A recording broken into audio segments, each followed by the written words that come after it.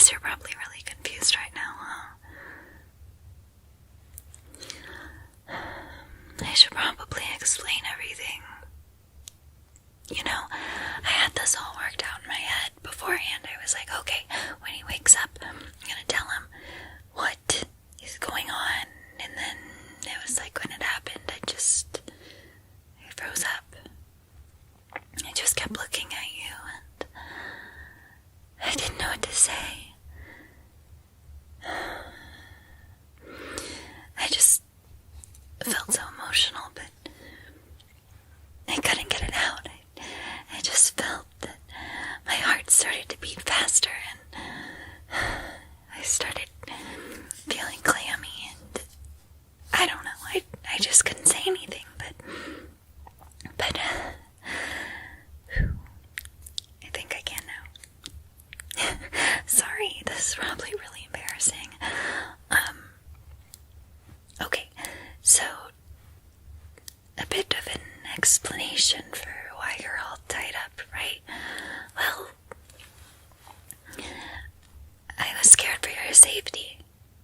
Being completely honest here, I knew that someone was gonna hurt you. I just knew it. And I couldn't let that happen to you. If I knew that was gonna happen and I just sat by and let it happen, I mean, what kind of person would I be? See, the way that you got here was, well, you see, funny story, you know Amy, right? Of course you do. You talk to her all the time, and you guys have English together like we have English together, and then I'm pretty sure that you guys also have science together, which we don't have together, but I can change that too. But anyways, so I heard news in the girls' locker room that Amy was gonna confess her love to you, which that can't happen. If she was gonna do that, then everything would be ruined. You don't understand. It would be so ruined, and I just couldn't lose you that way. That would hurt me, and then in turn hurt you. Do you get how someone was going to hurt you now? And that would just be devastating, you know. But I did something, okay? I actually planned to meet with Amy after school, and we started hanging out a bit. I planned this about a week ago to do all of this. It was kind of sudden, but being around you and noticing you and just the emotions that I feel around you, I couldn't sit back and not do anything about it. So I devised a plan, you know. I talked to Amy, and you know, she believed that her and I were becoming friends, which she's not a horrible girl, but she just got in the way. So eventually, I ended up getting rid of her. I'll say it like that. That's why she wasn't in class today. And she's probably not gonna be in class ever again. So, oops. But that's okay, we don't need her anyway, you know. It's just us, and that's all that matters. So what happened is, then I took her phone, and I saw that she had your number saved, and I texted you, and I told you to meet me under the cherry blossom tree. You know, you guys had met there before, and I would watch you guys together, and it looked like you were having so much fun, but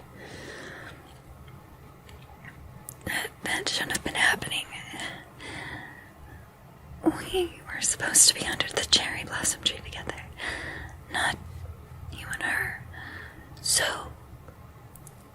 then that's when you came to meet her under the tree, and you waited, and I watched, and you waited, and I watched, and then you texted her, which made the phone buzz, and I was for sure that you had heard it. I didn't think that you had texted her, and I was totally caught off guard about turning the sound off, but I don't think you heard it, so we were okay there. And then I finally snapped back to reality, and I creeped up behind you, and I went poop. Just pooped you on the head with a pipe? Yeah, a pipe. A metal pipe, to be exact, and then you fell to the ground. But you didn't die. You were okay. I knew you'd be okay. I knew exactly where to hit you and that you'd be okay. So, but yeah, that's probably why you woke up with the slight headache. So, but yeah. And now we're here.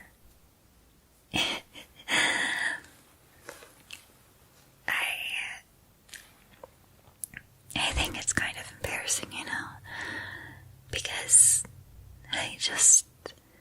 I care for you so much. I've never really had any sort of emotion before towards anything, and I'm sure I seemed quite lonely and to myself in class. I sat exactly 2 rows behind you, and I don't think you ever noticed me. I think the only time that you did notice me was when I had to introduce myself when I first transferred here. And then after that we never spoke, but you were the first person that I noticed. And you actually held the door open for me one time. That was when I knew that I loved you. It was that moment that you held the door open and I could smell your cologne. It just has this welcoming smell that I knew that I loved you, and it felt like everything all of a sudden changed in my world, that I suddenly saw things in color and no longer just felt like this existential dread of living my life and going to class and doing homework and getting good grades and then going and playing sports and then going back home and then going to class. And it was just how my parents wanted to see me, as this perfect student, but every day was the same. It went over and over and over and over, and then you were something different. You were something different in my daily events. You changed everything. I then started to notice so much about you. The way you'd move your hair behind your ear, and then you had a nervous habit of chewing on the tip of your pencil whenever you were confused about something, but you always eventually ended up getting the right answer because you're smart and you're so talented and you're so different than anyone I've ever known. And I noticed that you have a favorite jacket, the blue one, that kind of has the puffy sleeves, And every day you wait on your sister to pick her up and then take her home, which, don't worry about her. I got someone else to take her home, so she should be safe. But, you and I, together, we're safe here.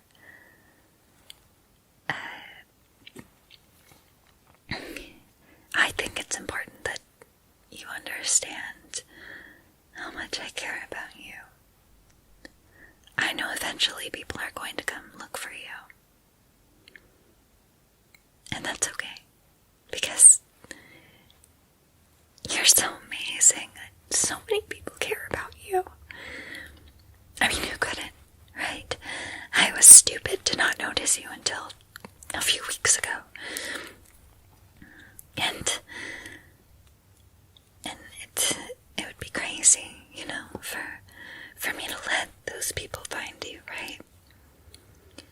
So, slowly but surely I've devised a plan that allows me to get rid of the problems. I've already gotten rid of Amy.